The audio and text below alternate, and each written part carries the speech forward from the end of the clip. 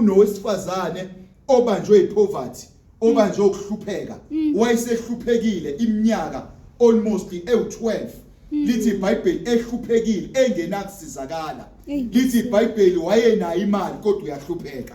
Kanti ukuhlupheka yini bazalwane? Ukuhlupheka kusikona ukuswela imali. And lithi iBhayibheli imali iyimpendulo yakho konke. And imali iyakwazi ukuhluleka ukuphendula izimpendulo zakho uma ubanjwe lo moya wepoverty. Uma ubanjwe lo moya wokuhlupheka, ungaba nama-million kodwa ufe nama-million. Ungaba nama-million ingabi khona ukusiza nemali ingakulekeleli ngama-million akho ngenxa ukuthi ubanjwe umoya wepoverty. And umoya wepoverty uyinkinga ngoba umoya okwazi ukuthi ukuhluphe impilo yakho yonke up until uzuyofika ekufeni. Ayibonge igama lenkosi. Yeah, so now lithi iBhayibheli ke kwakunalo wesifazane, lithi iBhayibheli wayekade sehluphekile isikhathi eside. Lithi iBhayibheli eselokhu njalo echitha imali yakhe. Lithi wayeyichitha imali, yayikhona imali kodwa ingamsebenzeli ngalutho. Thina sazi ukuthi empilweni uma sigaba nemali izimpendulo zethu ziphendulekile zonke. Impendulo yomuntu yonke ayikho ekutheni abe nemali, kodwa impendulo yomuntu yonke isekutheni ihlangana noJesu okwazi ukunqoba isimo esikwenza ukuthi imali ingakwazi ukuphendula. Nkosi yami njalo Nkosi. Ayibonge igama lenkosi. Amen. Lo wesifazane wayekade enayo imali kodwa imali iyikansa yakho konke. Imali iyimpendulo yakho konke kodwa imali inempendulo, inama question noma nama answers engakwazi ukwaletha kowesifazane ngenxa yokuthi owesifazane ubanjwe ipoverty. Imali yakwazi ukuphendula uma ingekho ipoverty, uma kungekho ukuhlupheka, uma ungekho umoya wokuhlupheka. Ngoba ungaba nemali kodwa uthola imali iyona exabanisa noNkulunkulu, imali iphenduka ibe enemy yakho. Abantu abaningi athi ukuba ngibanga nemali ngabe impilo yami ayibanga nje. Ukuba ngibanga nemali ngabe ngibanga nezitha. Ukuba ngibanga nemali ngabe angizange ngizanye ukubulawa, ngibulewe ngenxa yemali. Kodwa imali kuthiwa iyimpendulo.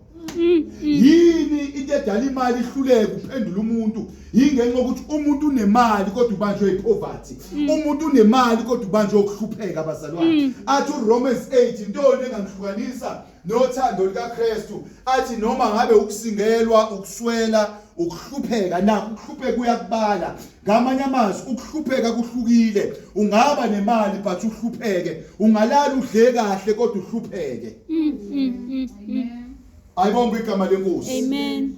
Nawu-ke owesifazane lithi iBhayibheli wayekade esechithe imali yakhe yonke enyangeni, and inyanga kungabi khona leyodwa enamandla okumsiza ngoba umoya wepoverty uyinkinga ukuthi ufike kubantu abanepower bavele balahlekelwa amandla ngokufika kwakho. Nkosi. Ukufika kubantu abawusizo vele kunyamalala usizo ngokufika kwakho. Uyingozi umuntu ohamba nomoya wepoverty ngoba ubokusondelana nawe uvelelwe yinkinga kanti ungakazi ube nenkinga empilweni ngenxa ukuthi kusondela umuntu orongo onepoverty. Nkosi yami. Ayibonge igama lenkosi.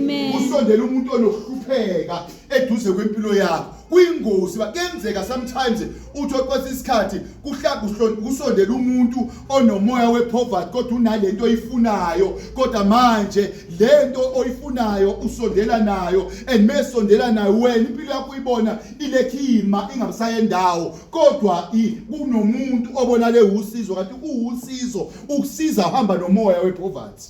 Nkosi yami. Ayibonge igama lenkosi. Amen. Lo wesifazane lithi wayehlangana nenyanga, mehlangana nenyanga, inyanga ibonakala iphupha. Inyanga yaziwayo ukuthi strong kodwa mekwangena lo wesifazane ibe umphuphi inyanga. Yini ephuphisa inyanga ibe yaziwa ihlonishwa? Yilo muntu osondele enyangeni kanti uza nomoya wepoverty. Umoya wepoverty uphuphisa yonke into eseduze kwakho. Nkosi.